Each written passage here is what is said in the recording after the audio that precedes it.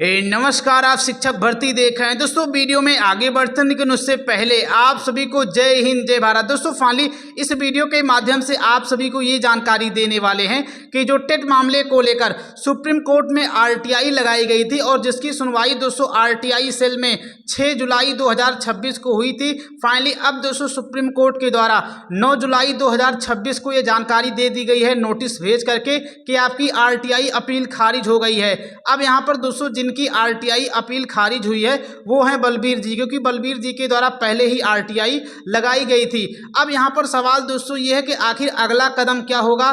Finally Balbir जी ने जानकारी दे दी है, अब आगे वो क्या कुछ करने वाले हैं तो इस वीडियो के माध्यम से आप सभी को इसके बारे में जानकारी देने वाले हैं। आखिर उनके द्वारा अब अगला क्या कुछ किया जाएगा, हर एक जानकारी इसी चैनल के माध्यम से आप सभी को बताई जाएगी।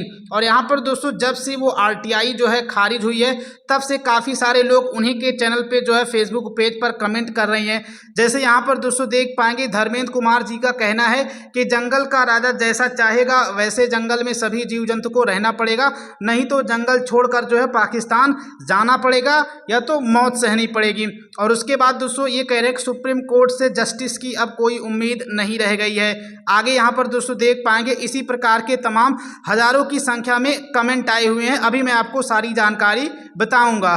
दोस्तों वीडियो में आगे बढ़ते लेकिन उससे पहले अगर आप लोग हमारे इस चैनल पे नए हैं, चैनल को सब्सक्राइब या फॉलो जरूर कर लें, क्योंकि हमारे इस चैनल के माध्यम से आप सभी को आने वाले समय में टेट अनिवार्यता को लेकर जो यहाँ पर 14 जुलाई 2026 को दोस्तों मध्य प्रदेश में एक केस फाइल हुआ है उसकी सुनवाई होने वाली है।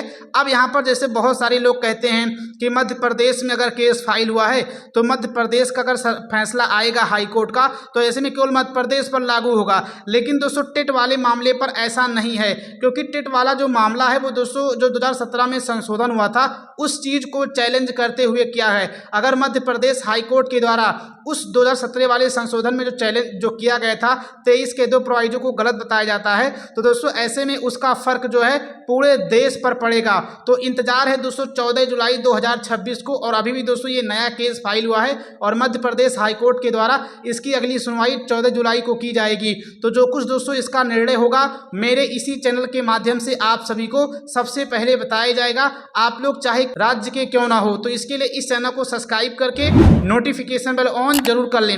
और मैंने दोस्तों एक व्हाट्सएप ग्रुप भी बनाया हुआ है, आप लोग उस व्हाट्सएप ग्रुप से भी जुड़ जाएं। सबसे पहले सूचना वहीं पर मैं शेयर कर देता हूं, उसके बाद फिर वीडियो के माध्यम से आप सभी को जानकारी देता हूं। अब दोस्तों चलते हैं आप सभी को इसके बारे में जानकारी ये देते हैं कि फाइनली बलबीर जी के द्वारा आरटीआई खारिज होने के बाद क्या कहा गया है।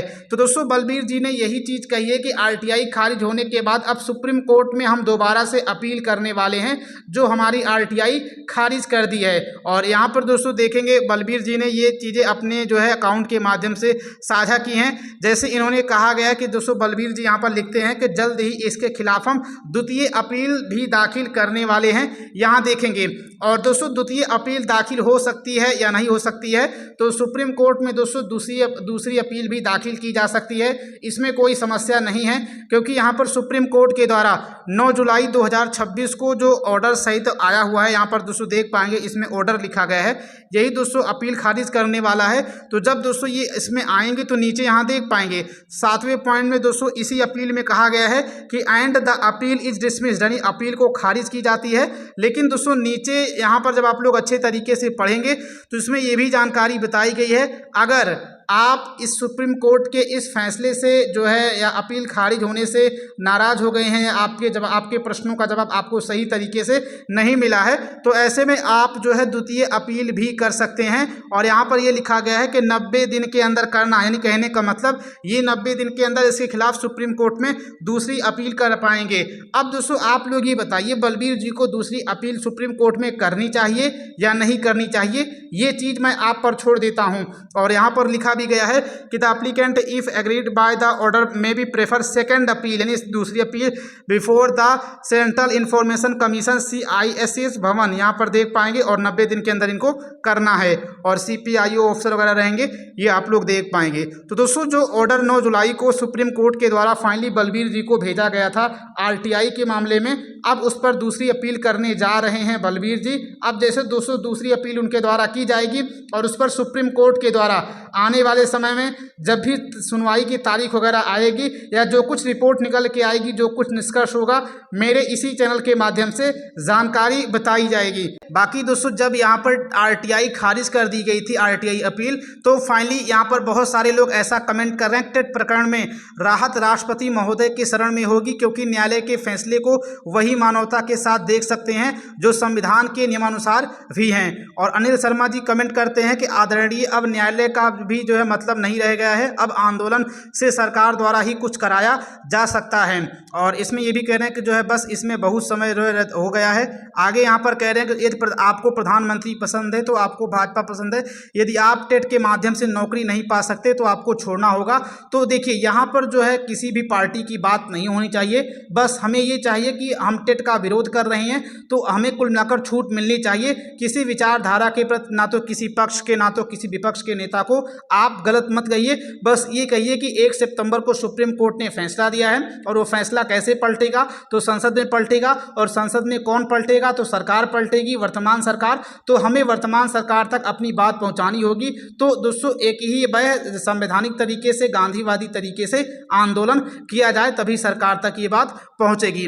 आगे यहाँ पर दोस्तों जबीर अहमद कह रहे हैं कि यदि पूर्व नियुक्त अध्यापकों पर टेट लागू था तो सरकारों ने प्रमोशन कैसे कर दिया 2014 में, और जब सुप्रीम कोर्ट ने 1 सितंबर 2025 को फैसला दिया तो दोस्तों उसके बाद कई राज्यों में प्रमोशन रुक गए। वहाँ पर दोस्तों ये कहा गया कि ऐसे शिक्षक जिनके पास टेट नहीं है फाइनली उनको प्रमोशन से रोक दिया जाए। तो यहाँ पर अब बिहार में रुक गया, बिहार में तो नोटिस भी आ चुका है कि ऐसे शिक्षक जिनके पास टेट नहीं है उनका प्रमोशन नहीं किया जाएगा, और उनकी जानकारी मांगी जा रही है कि टेट दो तभी प्रमोशन होगा, नहीं तो नहीं होगा।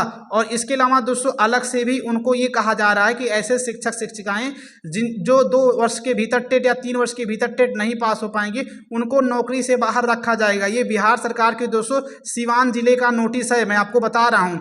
वैसे आप लोग किस जिले से देख रहे हैं ये कमेंट जरूर करें। तो दोस्तों इसी प्रकार से हजारों की संख्या में ये कमेंट आ रहे हैं। बाकी अब दोस्तों अगली अपील की जाएगी, बाकी अगली अपील जैसे होती है, जो कुछ नोटिस वगैरह आएगा, मेरे इसी चैनल के माध्यम से आप सभी को तुरंत और सबसे पहले जानकारी बताई जाएगी। बाकी अगर आप लोग जो ऑर्डर सुप्रीम कोर्ट के द्वारा 9 जुलाई 2026 को भेजा गया है बलबीर जी के पास, अगर आप लोग ये ऑर्डर चाहते हैं जो स्क्रीन पर देख पा रहे होंगे, तो दोस्तों ये ऑर्डर मैंने अपने व्हाट्सएप ग्रुप पर शेयर कर दिया है, जिसमें करीब 1000 से अधिक शिक्षक साथी हमारे पहले से ही जुड़े हुए हैं। तो वहाँ से भी आप लोग जा करके जुड़कर ये नोटिस प्राप्त कर सकते हैं। तो आप लोग जाएं और नोटिस लेने के लिए वहाँ से जुड़ जरूर जाएं। बाकी अगर आप लोग हमारे इस चैनल पे नए हैं, चैनल को सब्सक्राइब या फॉलो जरूर कर लें।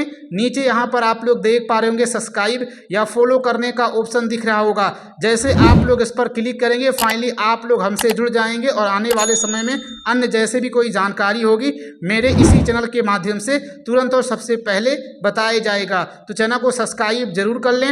मिलते हैं फिर किसी नए वीडियो में। जय हिंद, जय भारत, जय शिक्षक संघ।